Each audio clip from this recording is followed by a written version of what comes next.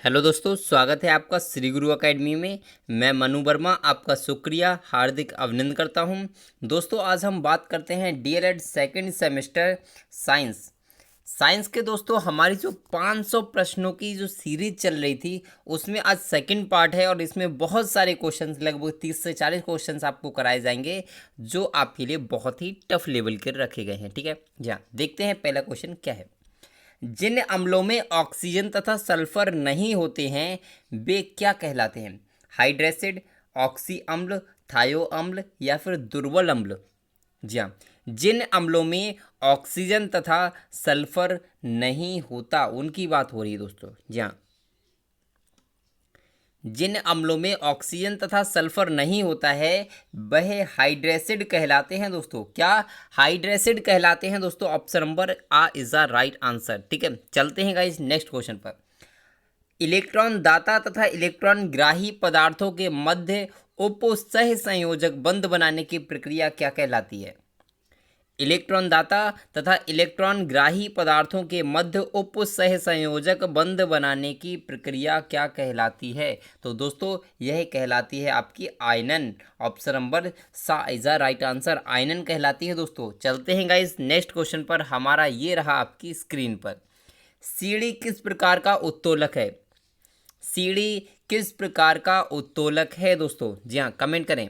सीढ़ी किस प्रकार का उत्तोलक है? क्या यह प्रथम प्रकार का, द्वितीय या तृतीय? तो ये तो मैं आपको बता चुका हूँ पिछली वीडियो में कि सीढ़ी आपका उत्तोलक 3 प्रकार के होते हैं, प्रथम प्रकार के, द्वितीय और तृतीय प्रकार के। ठीक है, आपका सीढ़ी जो है वो आपका तृतीय प्रकार का उत्तोलक है। ठीक है, तृतीय प्रकार का उत्तोलक है सीढ़ी। चलते हैं गाइस नेक्स्ट क्वेश्चन पर जो रहा आपकी स्क्रीन पर।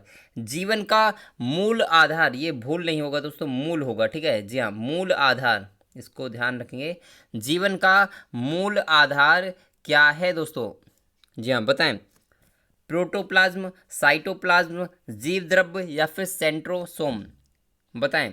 जीवन का मूल आधार है, जीवन का मूल आधार क्या है? कमेंट करें। तो जीवन का जो मूल आधार है वह है आपका जीव द्रव्य। जीव द्रव्य जीवन का मूल आधार है। चलते हैं गाइस नेक्स्ट क्वेश्चन पर। हमारा ये रहा आपकी स्क्रीन पर। दांतों को स्वस्थ रखने के लिए क्या लेना चाहिए? विटामिन ए और सी, विटामिन ए और डी, विटामिन बी और सी, विटामिन के? जी हाँ, वीडियो अच्छी लगी तो वीडियो को लाइक और शेयर करिए और चैनल को सब्सक्राइब कर लीजिए। यदि आप चैनल पर पहली बार वीडियो देख रहे हैं, घंटी वाले बटन को दबा दिए दोस्तों। अब बताइए इस प्रश्न का आंसर क्या हो सकता है? जी हाँ, बताएं। तो अगर हम बात करते हैं, अगर हमें दांतों को स्वस्थ रखना है, दांतों में किसी भी प्रकार की प्रॉब्लम ना आए, तो आपके लिए विटामिन ए और विटामिन सी को बहुत ही अच्छी मात्रा में लेना है। तो दोस्तों, आपके दांतों में कभी भी कोई भी प्रॉब्लम नहीं होगी। चलते हैं गाइस नेक्स्ट क्वेश्चन पर। यहाँ आमाशय में पाया जाने वाला एंजाइम कौन सा है?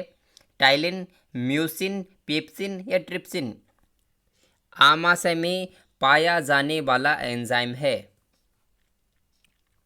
तो आमाशय में पेप्सिन पाया जाता है दोस्तों। आमाशय में पेप्सिन पाया जाता है। ऑप्शन नंबर सा इज द राइट आंसर। चलते हैं गाइस नेक्स्ट क्वेश्चन पर। कैल्शियम तथा फास्फोरस के नियमन का कार्य करती है कौन? पैराथोमोन, डाइबेटोजेनिक, रेनिन या पेप्सिन? कैल्शियम तथा फास्फोरस के नियमन का कार्य करती है पैराथोमोन। पैराथोमोन दोस्तों कैल्शियम तथा फास्फोरस के नियमन का कार्य करती है। ऑप्शन नंबर आ इज द राइट आंसर। चलते हैं गाइस नेक्स्ट क्वेश्चन पर। पैकेट का दूध संरक्षित किया जाता है रसायनों के द्वारा, हेमीकरण द्वारा, पाश्चुरीकरण द्वारा या फिर किण्वन द्वारा? पैकेट का दूध संरक्षित किया जाता है। जी हाँ, कमेंट करें। पैकेट का दूध संरक्षित किया जाता है पाश्चुरीकरण द्वारा। पाश्चुरीकरण द्वारा पैकेट का दूध संरक्षित किया जाता है। ऑप्शन नंबर सा इज द राइट आंसर। चलते हैं गाइस नेक्स्ट क्वेश्चन पर। परमाणु का समस्त द्रव्यमान किसमें निहित होता है? प्रोटॉन में, इलेक्ट्रॉन में, प्रोटॉन तथा न्यूट्रॉन में या फिर इलेक्ट्रॉन तथा न्यूट्रॉन में? परमाणु का समस्त द्रव्यमान निहित होता है। जी हाँ, कमेंट करें। परमाणु का समस्त द्रव्यमान निहित होता है प्रोटॉन तथा न्यूट्रॉन में दोस्तों। ठीक है, प्रोटॉन तथा न्यूट्रॉन में समस्त द्रव्यमान निहित होता है। चलते हैं गाइस नेक्स्ट क्वेश्चन पर। जल में घुलनशील है vitamin A, vitamin B, vitamin K, vitamin D. बताएं जल में घुलनशील विटामिन कौन सी है? तो दोस्तों विटामिन बी और विटामिन सी ये आपका जल में घुलनशील है, यानी कि ऑप्शन नंबर बा इज द राइट आंसर। तो दोस्तों ध्यान रखें, विटामिन बी और सी जल में घुलनशील हैं, बाकी जितनी भी विटामिन हैं वो सभी वसा में घुलनशील होती हैं दोस्तों। ठीक है, चलते हैं गाइस नेक्स्ट क्वेश्चन पर। किसी तत्व का परमाणु क्रमांक भार बराबर होता है उसके परमाणु में उपस्थित, किसी तत्व का जो परमाणु क्रमांक होता है वह बराबर होता है उसके परमाणु में उपस्थित न्यूट्रॉनों की संख्या के, प्रोटॉनों की संख्या के, प्रोटॉनों प्लस न्यूट्रॉनों की संख्या के और प्रोटॉनों प्लस इलेक्ट्रॉनों की संख्या के। तो बताएं दोस्तों इस प्रश्न का आंसर क्या हो सकता है, कमेंट करें। किसी तत्व का परमाणु क्रमांक बराबर होता है उसके परमाणु में उपस्थित प्रोटॉनों की संख्या के दोस्तों। ठीक है, परमाणु में उपस्थित प्रोटॉनों की संख्या के। इन सारे क्वेश्चंस में आप बहुत ही ज़्यादा कंफ्यूज हो जाते हैं दोस्तों। ठीक है ना, तो इसीलिए मैंने बहुत ही ज़्यादा टफ लेवल के क्वेश्चंस आपको रखे हैं जिससे आपकी कन्फ्यूज़न दूर हो सके और आप एग्ज़ाम में अच्छा स्कोर कर सकें, बहुत अच्छी परसेंटेज आपकी आ सके। इसीलिए चलते हैं गाइस नेक्स्ट क्वेश्चन पर।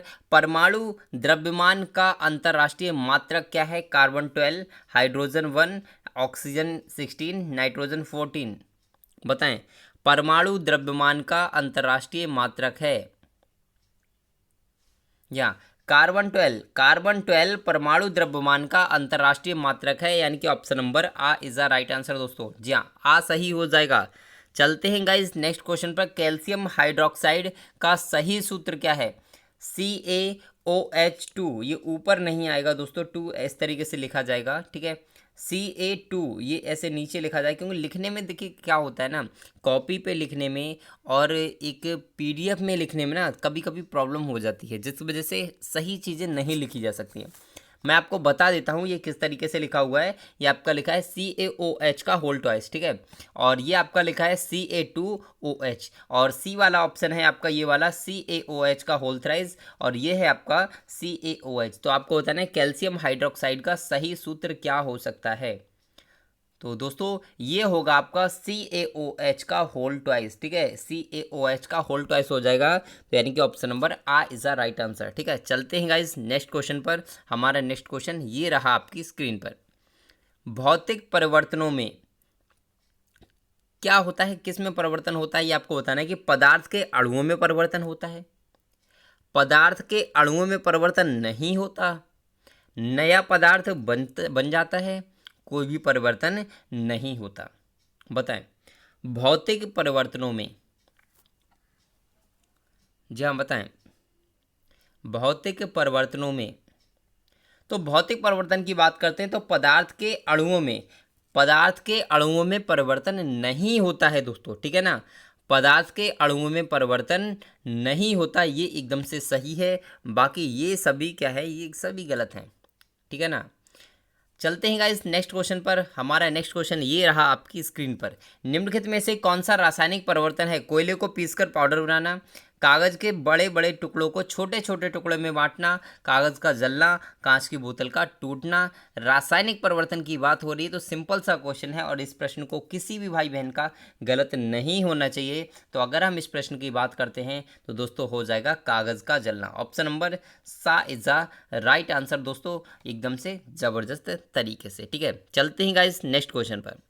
जिन लवणों के जलीय विलयन एक ही प्रकार के धनायन व एक ही प्रकार के ऋणायन देते हैं वे क्या कहलाते हैं? सामान्य लवण, बेसिक लवण, अम्लीय लवण या फिर द्विलवण। जिन लवणों के जलीय विलयन एक ही प्रकार के धनायन व एक ही प्रकार के ऋणायन देते हैं उन्हें क्या कहते हैं? उन्हें दोस्तों सामान्य लवण कहा जाता है। क्या सामान्य लवण कहा जाता है? ऑप्शन नंबर आ इज द राइट आंसर। चलते हैं गाइस नेक्स्ट क्वेश्चन पर। प्रबल क्षार कौन सा है? जो जल में स्थायी हो, जिसका अणुभार अधिक हो, जो जल में अधिक आयनित हो, जिसका क्वथनांक अधिक हो। प्रबल अम्ल या प्रबल क्षार की बात की जा रही है। जी हाँ, प्रबल अम्ल या फिर प्रबल क्षार वह है दोस्तों जिसका अणुभार अधिक होता है। ऑप्शन नंबर बा इज द राइट आंसर। जिसका अणुभार अधिक होगा वही आपका प्रबल अम्ल या फिर प्रबल क्षार कहलाता है। ठीक है जी हाँ, बिल्कुल सही दोस्तों। चलते हैं नेक्स्ट क्वेश्चन पर। हमारा नेक्स्ट क्वेश्चन ये रहा आपकी स्क्रीन पर। अम्ल व क्षारों की प्रबलता किस पर निर्भर करती है? आयनन की मात्रा पर, क्वथनांक पर, अणुभार पर या फिर तुल्यांकी भार पर? अम्ल व क्षारों की प्रबलता, अम्ल व क्षारों की जो प्रबलता होती है वह आपकी आयनन की मात्रा पर निर्भर करती है, यानी कि ऑप्शन नंबर आ इज अ राइट आंसर दोस्तों, एकदम से सही हो जाएगा। चलते हैं गाइस नेक्स्ट क्वेश्चन पर।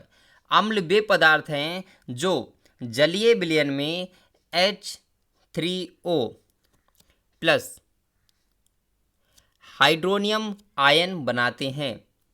जलीय विलयन में OH माइनस हाइड्रोक्सिल आयन देते हैं। नेक्स्ट, जलीय विलयन में हाइड्रोजन गैस बनाते हैं या फिर जलीय विलयन में H3O प्लस हाइड्रोनियम आयन नहीं बनाते हैं। अम्ल क्या हैं? कमेंट करें। अम्ल वे पदार्थ है, कौन से पदार्थ हैं अम्ल? कमेंट करें। तो ध्यान रखेंगे, अम्ल वे पदार्थ हैं जो जलीय विलयन में H3O प्लस हाइड्रोनियम आयन बनाते हैं। तो इसको याद रखेंगे, इस प्रश्न के लिए बहुत ही ज़्यादा इंपॉर्टेंट प्रश्न है। ठीक है, चलते हैं गाइस नेक्स्ट क्वेश्चन पर। दिन और रात का होना यह किस प्रकार का प्रवर्तन है? रासायनिक प्रवर्तन, प्राकृतिक प्रवर्तन, नियमित एवं प्राकृतिक प्रवर्तन या फिर अनियमित प्रवर्तन? कमेंट करें। कमेंट करें इस प्रश्न का उत्तर क्या हो सकता है। दिन और रात का होना किस प्रकार का परिवर्तन है?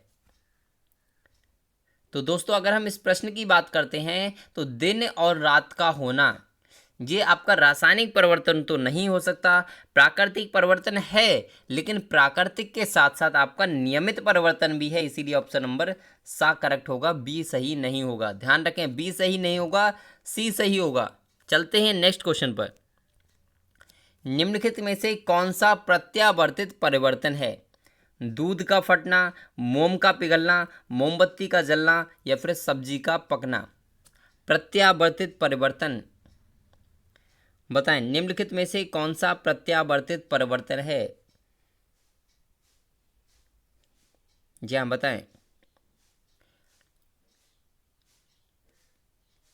तो प्रत्यावर्तित परिवर्तन की बात करते हैं तो ऐसा परिवर्तन जिसके द्वारा उसी वस्तु को पुनः प्राप्त किया जा सकता है। दूध अगर फट जाएगा तो दूध दूध नहीं रहता, वो बेकार दूध हो जाएगा, खराब हो जाता है वो। ठीक है ना, उससे दही बनाया जा सकता है, पनीर बनाया जा सकता है, लेकिन दूध नहीं बनाया जा सकता फिर से। ठीक है, तो ये गलत हो जाएगा। मोम का पिघलना, मोम अगर पिघल जाएगा तो उसको फिर से तो मोम बना सकते हैं ना, तो ये आपका सही हो जाएगा एकदम से, बी वाला राइट आंसर। मोमबत्ती का जलना, जब जल जाएगी तो उसमें कुछ बचेगा ही नहीं, तो ये भी नहीं होगा। सब्जी का पकना, जब पक जाएगी तो क्या उसको फिर से कच्चा कर सकते हैं? नहीं दोस्तों, तो यानी कि ऑप्शन नंबर बा इज अ राइट आंसर दोस्तों। ठीक है, चलते हैं गाइस नेक्स्ट क्वेश्चन पर। एसिटिक अम्ल की क्षारकता होती है 1, 2, 3, 4? जी हाँ बताएं, एसिटिक अम्ल की क्षारकता होती है 1, 3, 2, 4? कमेंट करें। एसिटिक अम्ल की क्षारकता, एसिटिक अम्ल की क्षारकता होती है, जी हाँ दोस्तों बिल्कुल सही। एसिटिक अम्ल की क्षारकता आपकी 1 होती है। एसिटिक अम्ल की क्षारकता 1 होती है दोस्तों, ध्यान रखेंगे। चलते हैं गाइस नेक्स्ट क्वेश्चन पर। कंकाल तंत्र के प्रमुख कार्य क्या है? शरीर को दृढ़ता प्रदान करना, श्वसन में सहयोग करना, रक्त कणिकाओं का निर्माण करना? बताएं, कंकाल तंत्र का कार्य क्या है? कंकाल तंत्र का कार्य क्या है दोस्तों? कमेंट करें। कंकाल तंत्र, देखिए कंकाल तंत्र की बात करते हैं तो रक्त कणिकाओं का निर्माण करना कंकाल का कार्य नहीं है दोस्तों।